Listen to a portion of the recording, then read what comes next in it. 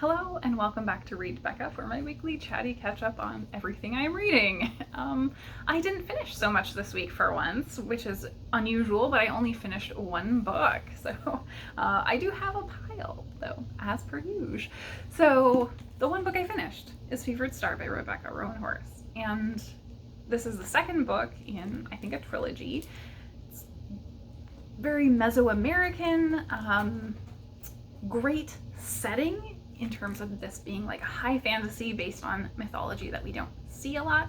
So I think that is the strength here. Because I can't talk about the plot, staying with generalities, the imagery is very strong. Everything right up to the end is really vivid in terms of the setting and the characterization. However, this does really suffer from second book syndrome. A lot of people talk about that. A lot of people have not loved this as much. And I have to say, yeah, this was fine. It was a good book. It didn't blow me away like the first one did. And maybe that's somewhat the novelty of the first book being really unique. And now it's the world I've seen.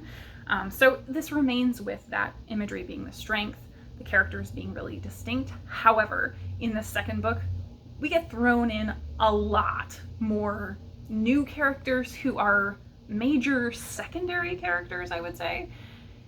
And it was hard to keep track of everyone at certain points, or to be invested in everyone that was just getting dumped on us every time we start a new chapter. So it felt like, as a second book, or I would say I'm not an author, but my impression is that in a second book, to keep your readers engaged, you should be starting to tie up threads that you've introduced in book one. You should have a continually running progression of the plot where it's not just all new things being introduced and moving toward an unanswered question. So there should be the big question, but you should be getting little bits. You should have a breadcrumb trail for your readers, right? Where there's satisfaction along the way. And we don't really get that. And I think that's the problem of second book syndrome, really, is that we don't get really very much in terms of actually having answers or understanding what's going on. This is also a very soft magic system in this fantasy world, so we get a lot more magic here than we did in the first book, which is very cool, but we don't get anything about how it works at all. So I think that was really cool. I think in terms of my buy-in to the story, it felt a little like faffing about, is what I would say. We had the whole first book was journeying, and in this one, feels like a lot more of that, where you're like, why is everybody going somewhere just for reasons? Like, okay, okay.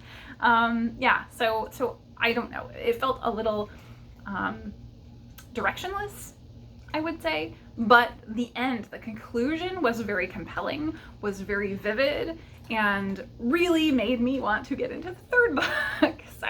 So it definitely, as a reader, had a lull for the majority, but gave me enough to buy in to want to finish the series. And it wasn't a bad book by any means.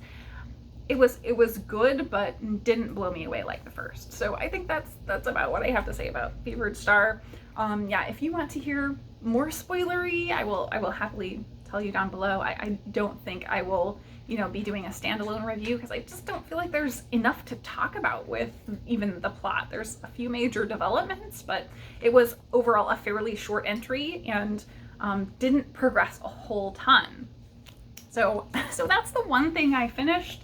I'm happy to have read it, but yeah, the other stuff that I've got going, I have lots of stuff going. So I have And the Devil Will Drag You Under by Jack L. Chalker for Garb August. And this one is still in progress. It's still wild. And I think I probably will finish this weekend. So that's one that I'm expecting to finish. I also have Brickmakers by Selva Almada, which is translated from Spanish by Annie McDermott, and this is for my BookTube Prize readings, and this one is another fairly short one, so I don't think it'll take me terribly long to get through, but I'm not reading as much, so that's not my top priority, because that's another one that I own. So the other stuff that I have that's kind of more of a priority to finish up probably is You Made a Fool of Death with Your Beauty by Akwaeke Emezi. I have that on audio going still. And I have Deadly Waters by Hutchinson, which was kind of a random pickup because I just happened to have it on my phone, and so that's what I'm reading on my phone. But now it has flown by, so I think I probably will prioritize finishing that this weekend so I can get a couple of books finished this weekend and move into other stuff that I want to read, because as I said, I need to get through Brickmakers for sure and get into my next BookTube prize book. I also did pick up one book from the library this week. Even though I'm overloaded, I picked up We Had to Remove This Post by a Dutch author, Hannah Burvoets, and translated by Emma Rald. So this is a teeny tiny book, so I was excited about that for new release-a-thon. I grabbed it because this just came out. However, when I got it home, I realized this also was translated, obviously. I didn't pay attention to that when I was grabbing it. But I've wanted to read this. I'm a little trepidatious about it because it is about a social media moderator who has just, I think, quit her job. And we are, I think, hearing about some very gruesome or graphic things that were involved in that job. Obviously, taking things down that were posted that were horrific. So I don't know if I will be able to make it through that if it is really, really gruesome. But I've heard amazing things about it. So I definitely wanted to at least give it a try because I think this could be one of those really short and sweet, or not sweet in this case, short and dark, short and good reads for translated work that really would be interesting to me. So that one is a high priority. And then I also have my beta read that's in progress. So I'm about halfway through the 4th Eagle Friend book, and that is definitely a priority. I need to get that done in the next 2 weeks or so. So halfway through means if I push, I may be able to make some really good progress this weekend and hopefully not have to take the full 2 weeks. So that's everything I'm working on reading. In terms of my actual reading vibes for the week and how I was doing this week, I talked last week about the fact that I was really sick and that was affecting my energy. So this week was much better. Physically, I'm doing better-ish. I'm not quite all back, but mentally, emotionally, I'm feeling great this week. So really rebounded there.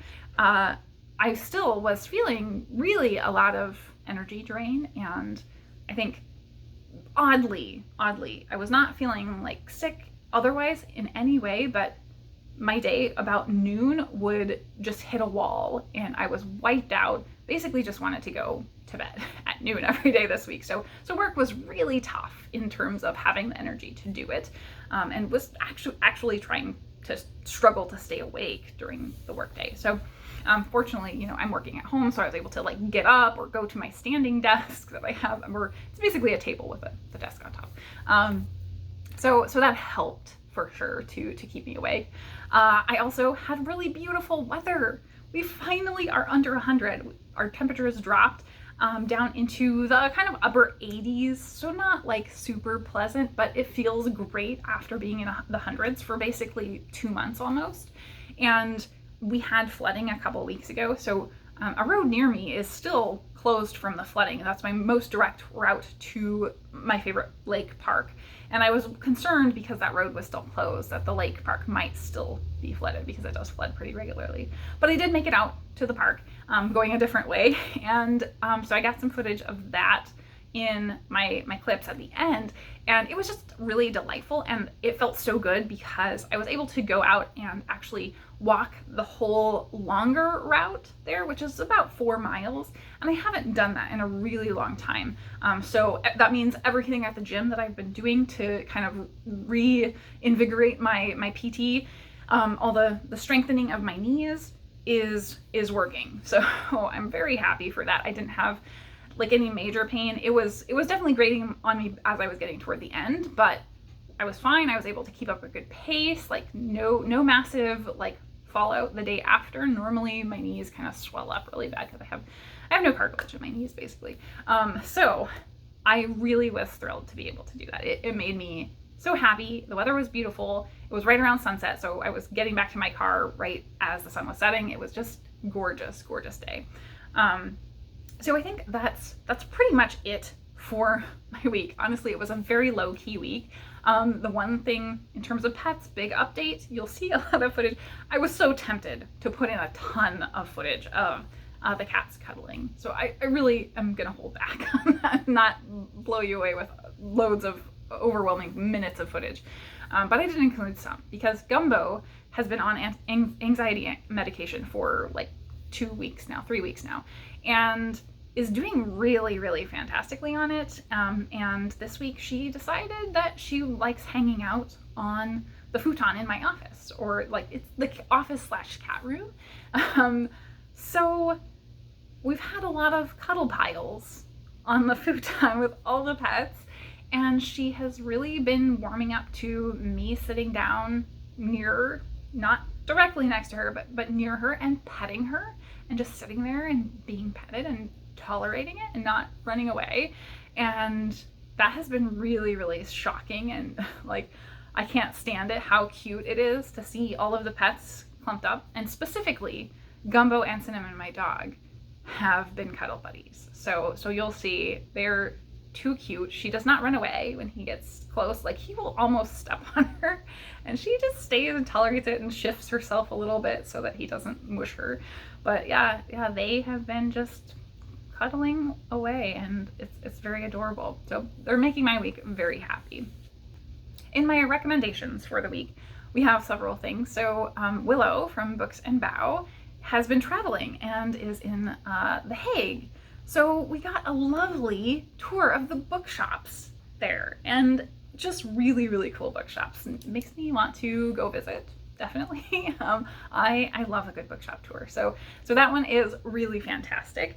Then we have crochet projects. I have 2 very oddly unrelated projects from different people that happen to be pineapple themed.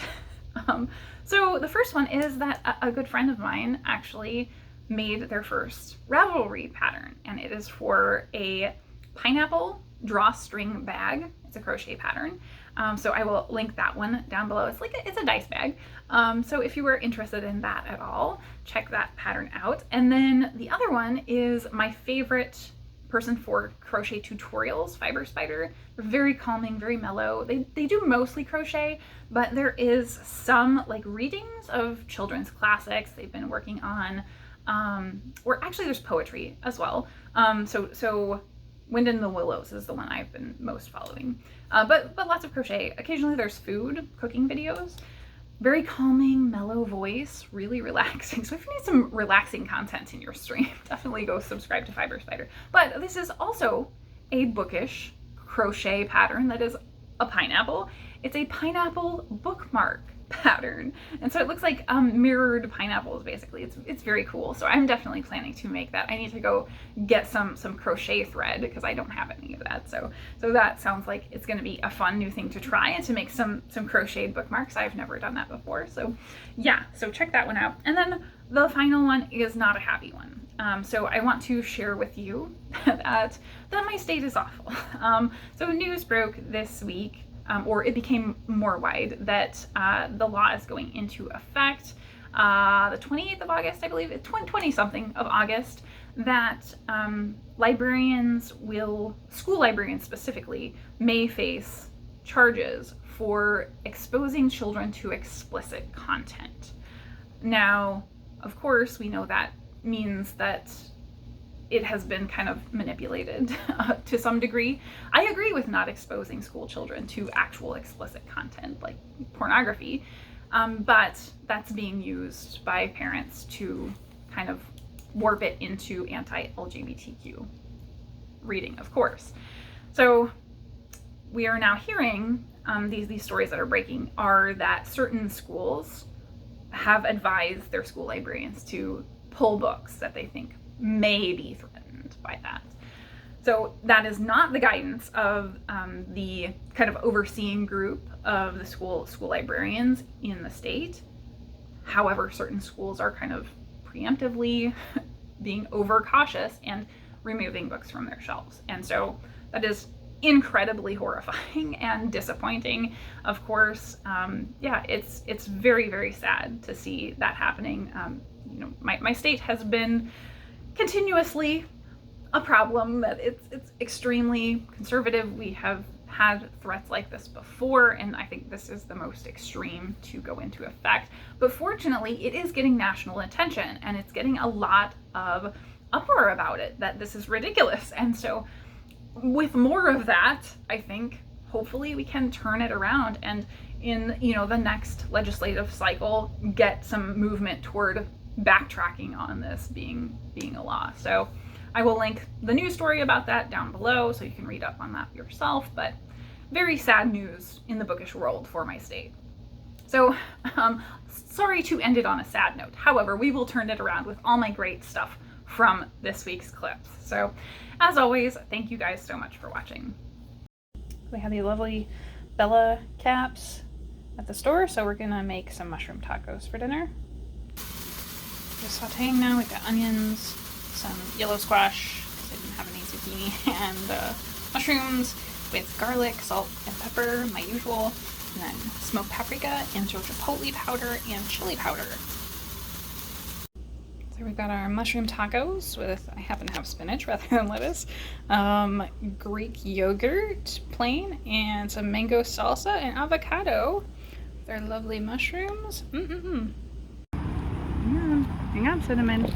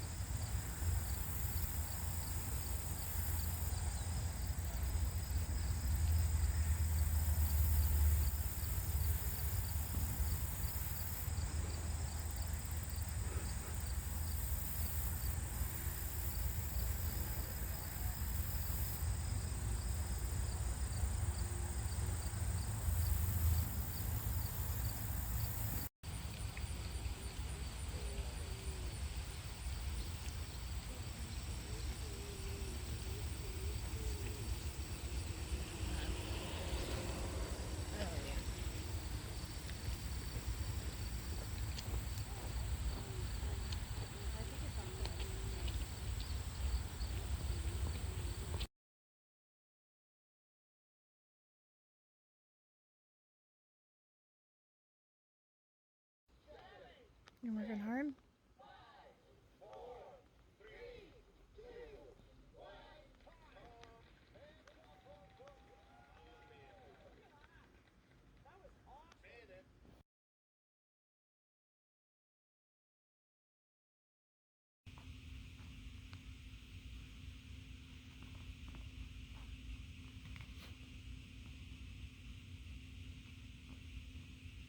This is a most exciting development.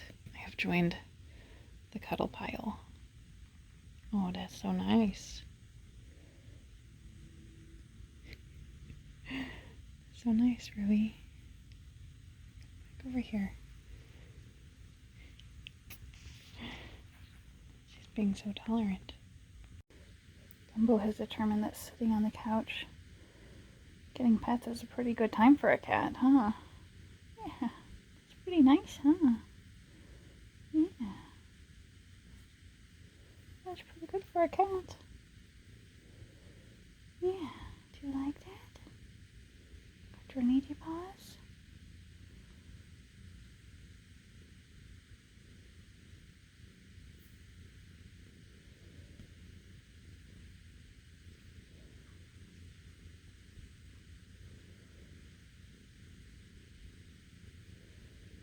Hey, buddy.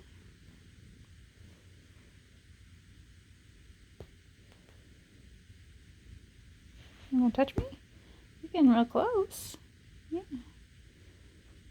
Very nice.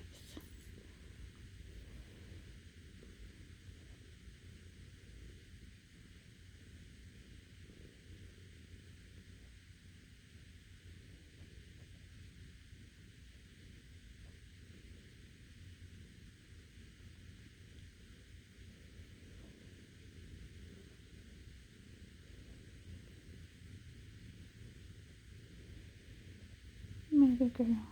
Ripley, is that a comfort spot?